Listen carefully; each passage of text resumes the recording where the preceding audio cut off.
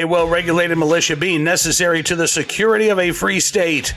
The right of the people to keep and bear arms shall not be infringed. Welcome to another edition of Bearing Arms, Cam & Company. My name is Cam Edwards. Glad you're with me on the program today.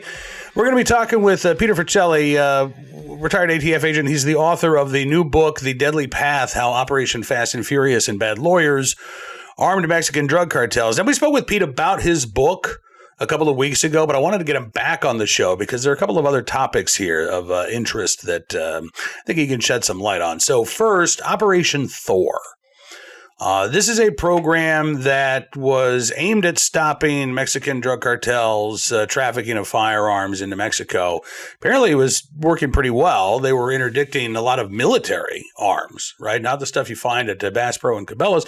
But all of a sudden, the Biden administration put a halt to it. We can't figure out why. Senator Chuck Grassley has been doing some digging, and Pete's going to talk about that. But also, I wanted to get Pete's thoughts on this ATF raid in Little Rock last week, where the executive director of the Little Rock Airport, Brian Malinowski, was shot and killed by ATF agents in a raid on his home. An ATF agent was wounded, apparently shot in the foot. It is unclear at this point whether Malinowski shot the agent or whether the agent perhaps shot himself. But Malinowski was under investigation for being engaged in the business of selling firearms without a license. That's it, right? There were no allegations of violence against Malinowski. His family wonders why the ATF decided to conduct this search warrant at 6 o'clock last Tuesday morning rather than wait for Malinowski to leave his home, go to work at the Little Rock Airport, maybe stop him as he's on his way to work, maybe stop him and take him into custody when he's at his job. But they are concerned that maybe Malinowski thought this was a group of home invaders that was targeting his home, and that's why he armed himself when the ATF agents were headed through the door. Again, there are a lot of questions surrounding how this raid was conducted, why the raid was conducted the way it was. And obviously with the ATF, promulgating this rule about who is engaged in the business, trying to expand that to basically almost everybody who offers a firearm for sale. Of course, one of the concerns that many gun owners have is that this could happen to them in the future. So two big topics of conversation in our conversation with Peter Forcelli. Let's take a look and a listen. Get started with it right now. Pete, thanks so much for coming back on the program. It's good to see you again. Always good to see you, my friend. Thanks for having me. Yeah, absolutely. Well, I saw this news out of Grassley's office last week, and I thought, all right, I wonder if Pete might be able to give us a little bit more information. And as it turns out, I think that you can. So let's start, first of all, what is or was Operation Thor? Operation Thor was a case that was started up, it's kind of a program that was started up in the United States to track Mexico-bound firearms trafficking. It wasn't like Fast and Furious where they allowed guns to walk. I want to put that up front, because it's important to know. So they had a number of successful prosecutions, and recently that program became defunded. And I happen to know about it actually because I was contacted by Senator Grassley's office a few months ago, and ironically, many of the folks who were involved in the Fast and Furious investigation that worked in his office have moved on to other things. A lot of them are doing whistleblower protection stuff on the outside. They have a not-for-profit called Empower Oversight right now, for example, that's representing the IRS whistleblowers. Very important stuff. So they wanted to know the history, like what had happened in the past, because they wanted to compare past failures into what's happening with Operation Thor and why it was defunded. So I sat down with them some time ago and explained what happened back then. Now, they didn't obviously tell me everything that's going on in their investigation because that's not how it works. Mm-hmm. But they seem to be focused on why that program got defunded, how the cartels are securing weapons, which still involves a degree of straw purchasing here in the United States, where folks are trafficking those straw purchase weapons south. But obviously, they're also looking at the other ways that the cartels are acquiring weapons. But I in full disclosure, I actually think that this goes a little deeper than just ATF, because in reading between the lines, I got the impression that they were also looking at some of the decisions made by State Department, possibly as high up as the ambassador of Mexico. I know they have whistleblowers who came forward. I do know who one of them is. He had a very important position in ATF outside of the United States. And there's some other folks who are talking to them who were agents who were involved in Operation Thor, who thought it was inappropriate that the program became defunded because it was somewhat successful. So it's going to be interesting to see exactly why this happened. But look, the most important thing, the taxpayers deserve to know how their government's doing its business. And the old saying that sunlight is the best antiseptic, I think is important here. But I think there's a lot more coming in this particular investigation by Grassley's office. And it's interesting that you bring up the State Department because one of the concerns that I have, I don't know if you've seen the reports. ProPublica had a big series maybe a couple of months ago. New York Times picked up on this about 3 weeks or so ago, talking about the investigations into the Mexican president, Obrador, before he was the president of Mexico. So back in 2006, when he was running for president, apparently there were allegations that his campaign was tied to the cartels. In 2010, I think it was, the DEA busted one of his former staffers who basically ratted Obrador out and said, oh, yeah, he was taking cartel money. And so there was an attempt maybe even to do a sting operation where they were going to give millions of dollars to the Obrador campaign or Obrador staffers, allegedly coming from cartels. And the Obama administration put a stop to that investigation. Then apparently there was another investigation that started during the Trump administration that the Biden administration put a stop to. Again, looking at Obrador's alleged cartel ties. This is a guy, of course, who's blamed U.S. gun makers for the cartel violence in Mexico, right? He's got a $10 billion lawsuit filed against most of the major gun makers, with the exception of SIG, who has a pretty big contract with the Mexican military, I might add. They're not included in that lawsuit for some reason.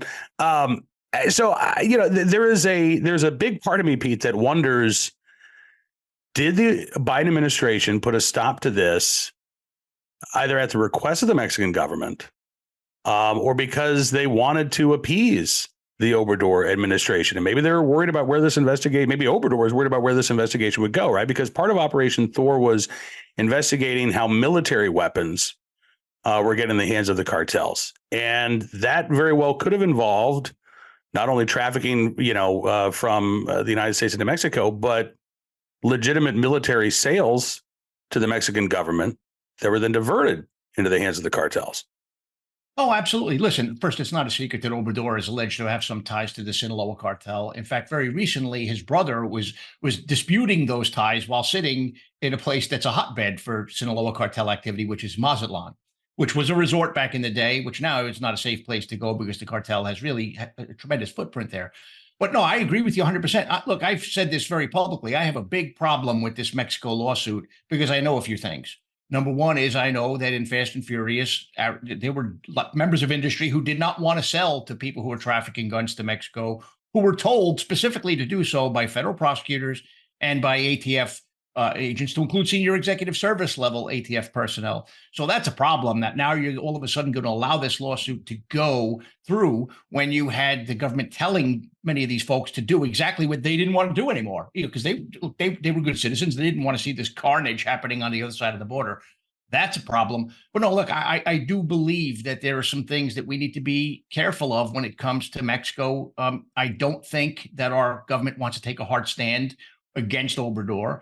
I mean, and look, you see it even now with what's going on at the border. I mean, look, the president has the authority to enforce existing law. And rather than do that, what they do is they turn around and say, well, we need Congress to act. Well, if you don't like the law that's on the books now, that doesn't give you an excuse not to enforce it just because you want different laws from Congress when we have the things that are happening there. And we all saw what happened in El Paso with that. I mean, I don't know how else to describe it other than an assault on our military at the border. If that's not, a problem, then I don't know what they will potentially view as a problem. It's pretty glaring there. So, but I do think there's a possibility that some of these investigations were thwarted because we've taken this soft stance on the cartels and on Obrador because we don't want to offend our neighbor to the south. But that's not in the best interest of our country, I believe. No, absolutely not. I would say, honestly, it's not in the best interest of the people of Mexico who are living under the cartel thumb either. No doubt. I mean, I have friends who we made in Northern Virginia who were here in this country legally, went back home. He had a white collar job. He went back home to renew his visa. He was denied for whatever reason. He and his family were told, nope, you can't come back to the United States. We've stayed in touch with them in the years since. And it's heartbreaking, to see how they're living. The worry that they have for their children, getting involved in cartel activity or becoming the victims of cartels because they're in the wrong place at the wrong time.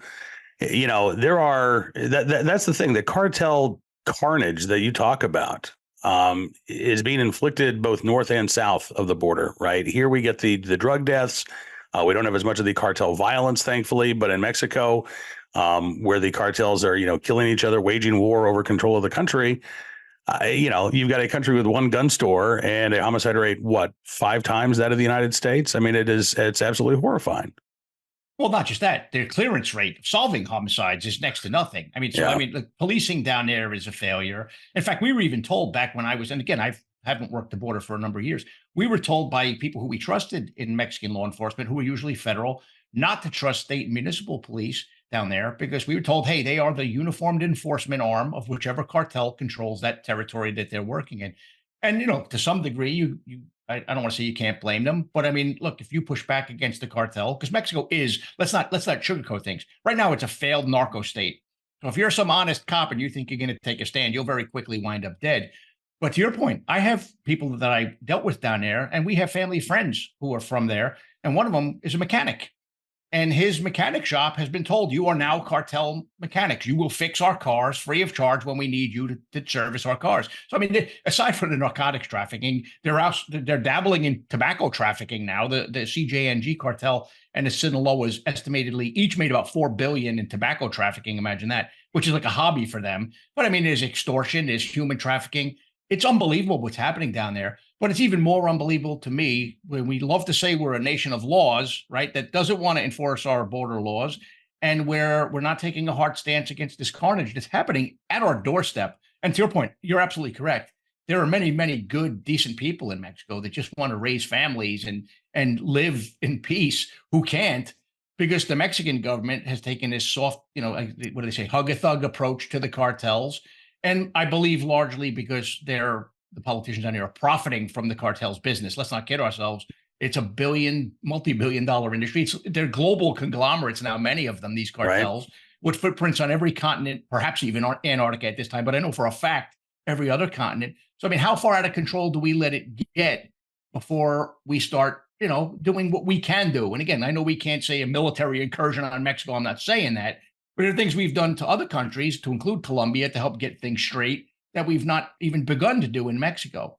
Yeah. And meanwhile, Obrador, he's got his hugs, not bullets strategy that seems to be working out so well there south of the border. Now speaking of carnage on doorsteps, if I can, I want to also ask you about something that happened last week in Little Rock, Arkansas. And I know that, again, you're not active ATF, but I'm just curious. The family of Brian Malinowski put out a press statement. This was the individual who was under investigation for essentially being engaged in the business of selling firearms without a license. According to an affidavit that was filed, it's estimated to have purchased and resold about 150 firearms over a roughly year-long period of time.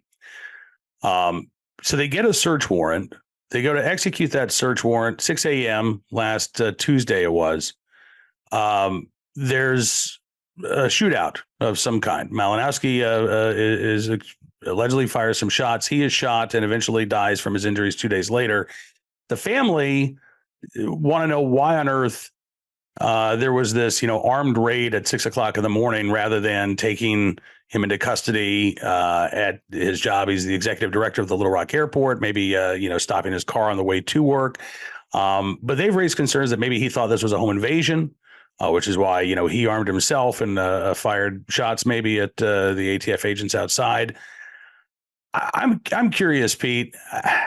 Again, I realize you probably haven't had access to all of the internal reports or documents, but based on what you've read, do you have concerns about how this was handled?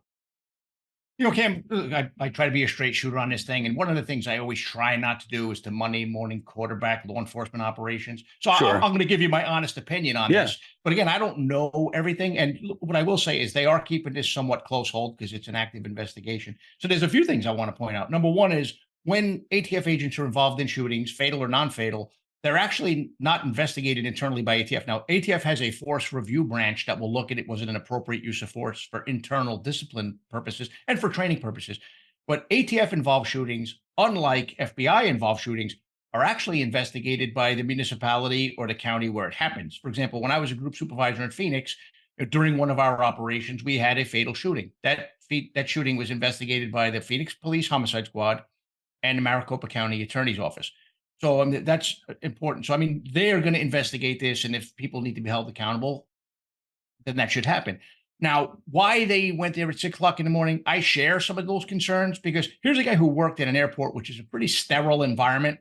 So they could have, and again, I don't know, why they decided to hit this at 6 o'clock in the morning. There could have been external factors that neither of us are aware of. So I want to be cautious and put that on the table. Like maybe the prosecutors wanted, for some reason, for them to get into that house at that time, or maybe there was some other considerations, destruction of evidence. So again, this needs to be investigated.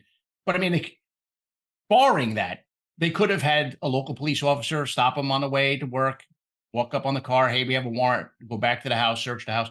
They could have gone to his employment. Again, the airport's a very sterile environment, and approached him there. Hey, sir, we have a warrant for your residence. Come with us. Go back and search the residence. So why that happened, where they went there at 6 o'clock in the morning, I don't know.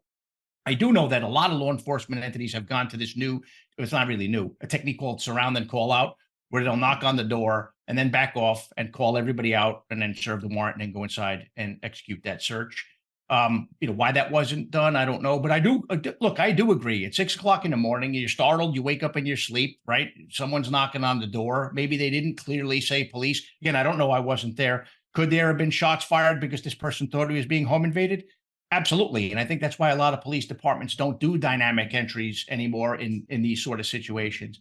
So that's a concern. And I know an ATF agent was shot. My understanding is he was shot in the foot. So was he shot by Mr. Melanowski, or did he, when he heard gunshots go off, did he have his finger where it shouldn't have been, which is on the trigger and get startled, shoot himself in the foot? These are all things that I don't know. But It's an interesting case because look, Mr. Melanowski had a pretty prominent job in government that required a background check. So it's a little bit interesting. This whole case in its totality is not what you normally see in ATF. And look, I'll be completely honest and say that I, as an agent, did not do a lot of engaged in the business cases. I mostly focused on gang cases. And even within, in my time as a supervisor, a lot of my agents didn't do too many of these cases because we had limited resources, and we found it easier to go after people who were, violent in nature and misusing guns rather than, look, the average, engaged in a business case is a middle-aged guy who's selling guns to supplement his income, usually to other middle-aged guys. In this particular case, not who weren't criminals. In this particular case, my understanding is some of the guns that Melanowski purchased showed up in the hands of gang members in Northern California. And somehow there was also some involvement with Canadian law enforcement. I'm not sure if it's the Ontario Provincial Police's Weapons Enforcement Unit or the RCMP has this National Weapons Enforcement Support Team. I'm not sure which of those two entities was involved. So, I mean, there's still a lot that needs to be, I guess, unearthed as this investigation goes on. Yeah, no, there is. And that's the thing. I mean, we have, I think, more questions than answers at this point, and hopefully we'll get some of those answers. But, one of the other concerns that I have, Pete, is the ATF is right now promulgating this rule, expanding who is engaged in the business, right? To the point that you don't even have to complete a transaction. If you simply offer a firearm for sale under this proposed rule, that might be enough to trigger an ATF investigation. I have to say, and I don't think I'm wearing, I mean, there's no tinfoil inside my hat, but, I'm really concerned that if you expand this universe, and Joe Biden has said himself that he wants this to bring us as close as possible without a vote in Congress to universal background checks. So the idea is that, again, if you're selling a firearm, even if it's to a neighbor, if it's a private sale, the federal government wants you to put that buyer through a background check. Or again, they might say, well, you know what, you should have had an FFL yourself. We're going to prosecute you, charge you with a federal felony, send you to prison because we think you should. You were engaged in the business. So I'm concerned that with this expansion, this dramatic expansion of who is engaged in the business of selling firearms, that incidents like this could become more common in the future. Yeah, but I'll tell you this, I am as well, and I've been vocal about that. Like, I don't like where this ATF director is going, frankly. A lot of it's targeting the industry, inappropriately, I would say. I do believe a lot of it is, well, I know for a fact, a lot of his direction is actually coming out of the White House. It's coming out of the Office of the Gun Czar, which is, something that was created under the Biden administration. And Kamala Harris, who's also the border czar, is the gun czar, by the way. But my understanding is she's completely hands off. And this is actually being driven by Rob Wilcox, who's formerly of Everytown, a Bloomberg guy, who is anti-gun. So that's troubling to me. But I'll tell you this, it's also troubling to the rank and file in ATF who do not want to be going out there and doing this. They want to go after violent criminals, which was what ATF was good at, and not chasing down these rulings. There's some other things that I've heard. For example, I had heard that at one point they were even considering, coming out with some sort of a ruling that any entity that deals with the U.S. government selling contracts to government entities would be barred from selling to civilians. So in other words, if Glock was going to sell guns to FBI, that they would be prohibited from selling guns to the general public. I don't think that's going anywhere, but these are the kind of things that are being chopped around, like brainstormed at in headquarters right now. And I think it's inappropriate. Look, I find it appalling when we try to find new things to go out there and go after, right? When we want to find new laws that are being regulated rather than legislated, when you have, situations like what I documented in my book that we already discussed, I don't go back into the book, where you have glaring violations of situations where people are trafficking guns to killers, and we're not prosecuting those cases. With the limited resources that ATF has, they should focus on going after people who are shooting other people in, wherever part of the country we have these shooting problems, and back off going after people who are just enjoying their Second Amendment privileges, or possibly want to sell a firearm to a neighbor that they know is of good character, who isn't a criminal, who isn't out there doing bad things that maybe they go shooting with or something like that. To me, it's just very troublesome. It is very troublesome. Second Amendment rights, by the way, not privileges. Got to be clear. Yes, sir. My apologies. It's all right. All right. There's a portion of my audience that's starting to be like, Cam, why are you talking to somebody who used to work at the ATF? So I want to make sure that, we get that straight too. And listen, I appreciate your straight shooting, Pete. I really do, because, it's good to know that there aren't just people on the outside who are bothered by what they see going on with the ATF, that there are people who worked in the agency, who still work in the agency, according to you, who are just as bothered. I got to ask, we've seen in a lot of law enforcement agencies around the country, particularly going back to 2020, the number of retirements is way up. There are staffing problems. Are you seeing, colleagues say, enough's enough, I'm out, I can't do this anymore? Well, look, I'm glad you bring this up, because there's actually a few different facets to this. One of the problems is a lot of folks are leaving because of, the tone. Like, look, I left when I heard a speech that Merrick Garland gave at ATF headquarters that I just was not in, I didn't believe in it. Like, it seemed like he was more focused, again, like we spoke of earlier, on the gun than of the criminal. So I was like, something, my values and his values aren't exactly in alignment. I was eligible to retire. I left. I do believe some people are doing that. One of the problems we have now is you have a lot of young, inexperienced people promoting into supervisory positions in ATF. And I partially blame what happened in Fast and Furious to that. Because if you had a seasoned special agent in charge running the Phoenix Field Division, he would have called BS on what was happening there and just said, hey, we're not doing that. And regardless of whether pressure was coming from above or something spinning up from below, he would have known better. That's not the case anymore. We have a lot of very young people who are promoting, who don't have that experience to draw from. And with experience comes, I think, some degree of the ability to stand up for yourself too.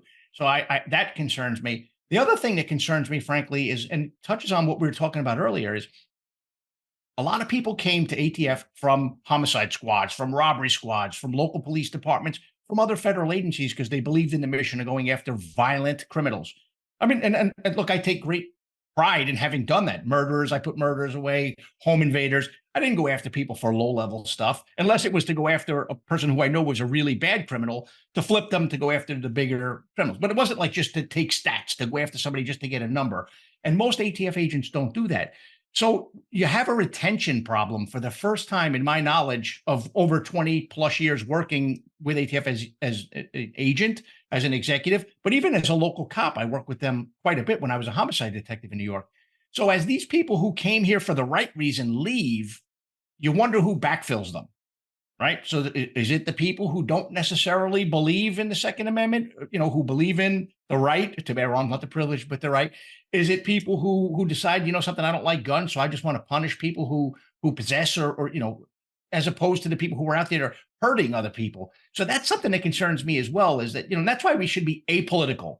ATF should not be political, should not be regulating rather than enforcing existing law, because it's just the nature of the work that we do is such a hotbed issue to begin with that it needs to be pure. So when I see these things happen, it offends me. I don't know how else to put it, but it offends me.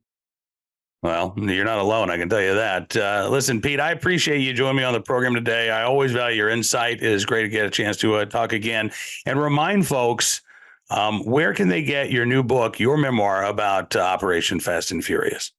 Well, it's out on the shelves now. And last time we spoke, it was about to be released, so it's out on the shelves now. But it can be bought on Amazon or any of their bookstore, websites. It's on the shelves somewhere, probably near you. I don't know if every bookstore has it on every shelf, or they can actually reach out to me on my website. It's www.peterjforcelli.com. No, just one word, Peter J. Forcelli. But yeah, I think folks need to know what happened there because it should never ever be allowed to happen again. Yeah, absolutely right. Pete, thank you so much, sir. I look forward to doing this again very soon, but I really do appreciate you joining me today. Anytime. I appreciate you straight shooting. Take care, Ken. You too. I appreciate Pete's time. And really, if you have not read his new book, The Deadly Path, How Operation Fast and Furious and Bad Lawyers Armed Mexican Cartels, do yourself a favor. Pick it up. It is engrossing. It is infuriating. It will leave you with more questions. I would say it helps to have a basic understanding of Operation Fast and Furious before you sit down and read the book. But as I said when we had Pete on the last time, I started the book. I cracked it open. I read maybe a chapter or two before I had to get to work. And then when I got done with work that day, I just sat and I read the rest of that book. I polished it off that same night because I couldn't put it down. And I'm taking notes as I'm reading this. Like, I got to ask Pete about this. Oh my gosh, I got to, copy this section of the book. It is engrossing. It is a page turner, but it is also infuriating because, again, we still don't have some of the basic answers about how Fast and Furious came to be. And there were very few consequences for the architects. In fact, in some cases, no consequences whatsoever for the architects of Operation Fast and Furious. All right, now let's turn our attention to today's Armed Citizen story, our good deed of the day, and our recidivist report. We will start there with a story out of San Francisco where there is outrage over a probationary sentence for a man who assaulted a 94-year-old woman. She was stabbed. This wasn't, even a case of, well, she got pushed. Somebody bumped against her as you were walking down the road. No. On Taylor, 94 years old, stabbed in 2021. Drew headlines, right? It was part of a wave of unprovoked attacks on the Asian American community, particularly in the Bay Area. The suspect in this case, 35-year-old Daniel Couch, pleaded guilty to the assault charge and was sentenced to probation. According to NBC in San Francisco, the sentence cannot be imposed until both parties sign an agreement as to the details of the sentence. And Brooke Jenkins, the DA in San Francisco, it sounds like may not sign on, saying when we see our seniors being violently attacked and there are no actual consequences for it, yes, we are going to come together and we are going to stand together against what is happening. Taylor survived the attack in front of her apartment, but again, not without injuries. And on Friday, you had San Francisco residents, including some politicians who very recently, have taken a very soft on crime approach, who are now advocating for a new sentence against this suspect. There were also those who came out in defense, not necessarily of the attacker, but in defense of the Senate, saying that this case has become politicized. According to the DA's office, the plea made in open court. They do object to it. The attorney for Couch, Lisa Dewberry, on the other hand, applauded the judge for taking his mental state at the time of the attack into consideration. She also said she appreciated the sentence that the judge imposed, especially the intensive supervision provision, which would supposedly provide treatment for mental health, substance abuse, as well as ankle monitoring. Now, again, we've talked before about the worthlessness of these ankle monitors. What happens when somebody breaks their ankle monitor, cuts it off? Is an all-points bulletin sent out? No. Oftentimes, nobody's even told. And when somebody is told, it's, put out a warrant. If we catch them, I guess there's another charge that we can bring them in on. But the actual probationary sentence for stabbing someone. Look, if the suspect in this case was not in their right mind, if they are mentally ill, okay, then maybe the adjudication or the judgment should involve some time in a mental health facility, inpatient treatment, right? But that's not the case here. This is simply probation. So his attorney can talk about her client's mental state at the time, but according to the courts, he was in his right mind. He did know the difference between right and wrong. And in that case, again, he stabbed a nonagenarian and is getting away with a slap on the wrist. At least, again, if the DA does not object to the sentence here. Today's armed citizen story from Albuquerque, New Mexico, where a burglary suspect shot by a homeowner, already wanted by police, by the way, at the time. This is kind of a crazy story. So this was last Thursday. Albuquerque police say they located a stolen vehicle driven by 32-year-old Joseph Rivera. They were able to deflate the vehicle's tires using stop sticks, but Rivera continued to drive on the rims, ultimately crashing the car in the area of Candelaria Road and Rio Grande Boulevard. He then got out of the car and fled on foot. About 5 minutes later, there's a 911 call coming into police where the caller was telling dispatch there was a man inside her home who had broken in. Caller gave a description that matched Rivera. Police say Rivera demanded that the homeowner give him her car keys. He then took the keys. The homeowner locked the front door behind Rivera after he left. Then she went into her bedroom. She grabbed her gun because I guess she didn't have the time to access it when Rivera broke into her home. At that point, you might think, all right, well, he's already gone, right? No, he came back. According to authorities, Rivera then returned to the home demanding more keys. Somehow was able to get in even though she had locked the front door. Don't know if he burst through a window or stuck in the back. Don't know. But somehow he once again gained entry to the house and demanded more keys from the homeowner. She told him to leave. He refused, and that is when she shot Rivera. According to authorities, she actually tended to his wound until officers arrived. Rivera taken to a local hospital. After he is released, he is expected to be taken into custody. The woman, obviously, not expected to face any charges at all, and will probably be completely ignored by the governor as well, since this is an example of an armed citizen using their Second Amendment rights to protect themselves. And, of course, the governor insists that, that never happens. Law-abiding gun owners are the problem in New Mexico, which is why she's tried to ban concealed carry. Finally, today, our good deed of the day, in the right place at the right time, willing and able to do the right thing. A personal trainer in Chicago who came to the aid of a stranger on a city street, a business owner who had a heart attack, and the Good Samaritan who saved him. This from Block Club Chicago, describing the events that led again to this life-saving effort. Tyler McCall was on his way to work. He runs a stationery shop. And as he's walking down the street, getting ready to open up paper and pencil, he just dropped. On the other side of the street, there was a guy named Dan Ward. He saw McCall fall to the ground, heard him yell out in pain. Ward immediately ran across the street, called 911, and then started performing CPR. You can see there's Ward on the left, McCall on the right. Ward says they talk about emergencies feeling like they last forever, but it was the weirdest thing. It felt so fast. He said, once I knelt by Tyler, I saw him gasping and trying to breathe, and then I heard the sirens, and I just kept talking to him saying, hey, they're on their way. They're on their way. Chicago Fire arrived within a couple of minutes. They took over. First responders continued to perform CPR on McCall before he was taken away in an ambulance. Ward stayed by McCall's side the entire time. He said, I didn't save his life. The paramedic saved his life. I don't think I did anything special. I kept wondering, where's Batman when you need him? Well, listen, first of all, calling 911 may very well have saved his life. Performing CPR until paramedics were able to arrive on scene also may very well have saved his life. So, Dan, you may not think of yourself as a Cape Crusader, but, you are kind of a superhero, at least in that Chicago city block. The good news is that McCall has left the hospital, 5 days recovering. He is now awaiting surgery, however, to hopefully repair an underlying cardiac condition.